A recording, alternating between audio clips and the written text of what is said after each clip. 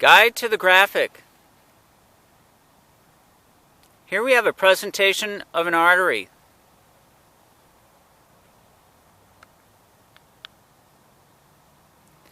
In red, we have inflammation of the arterial wall. In yellow, we have the buildup of lipids. In orange, we have plaque along the wall of the arteries. And in blue, we have the blood.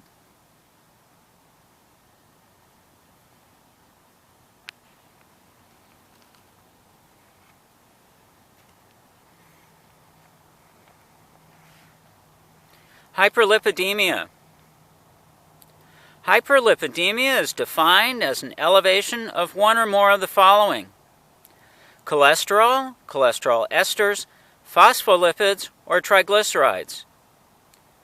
Abnormalities of plasma lipids can result in a predisposition to coronary artery disease, pancreatitis, xanthomas, and neurologic disease.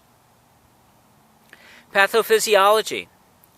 Cholesterol, triglycerides, and phospholipids are transported as complexes of lipid and specialized proteins known as lipoproteins.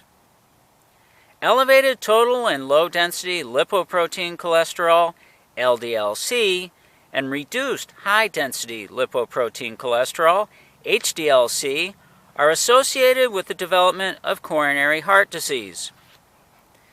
The response to injury hypothesis states that risk factors such as oxidized LDL, mechanical injury to the endothelium, excessive homocysteine, immunologic attack, or infection-induced changes in endothelial and intimal function lead to endothelial dysfunction and a series of cellular interactions that culminate in atherosclerosis and eventually angina and myocardial infarction.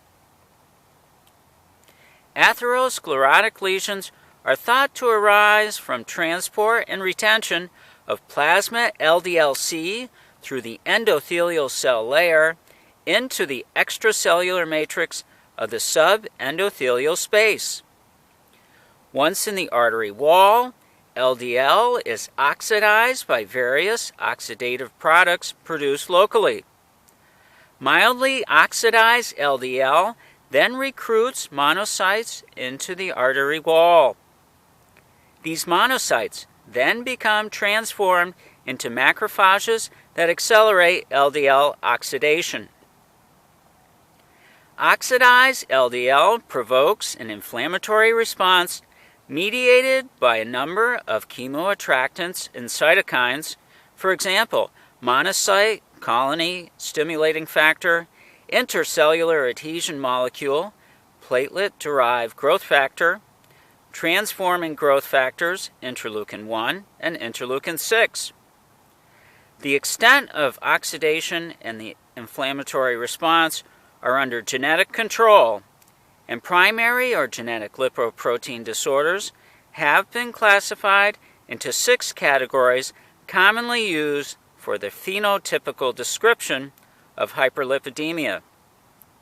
Secondary forms of hyperlipidemia also exist, and several drug classes may elevate lipid levels, for example, progestins, beta blockers, thiazide diuretics, and corticosteroids.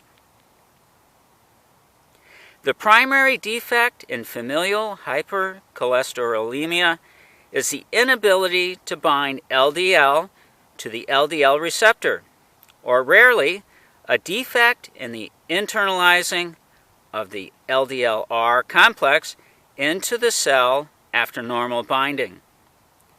This leads to lack of LDL degradation by cells and unregulated biosynthesis of cholesterol, with total cholesterol and LDL-C being inversely proportional to the deficit in LDL receptors.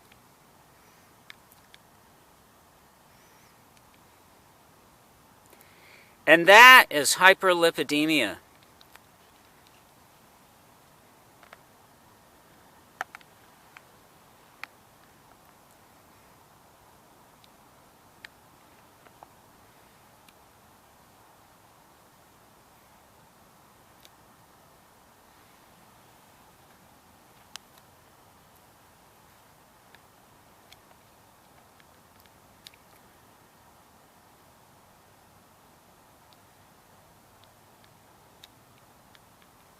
Have a great day.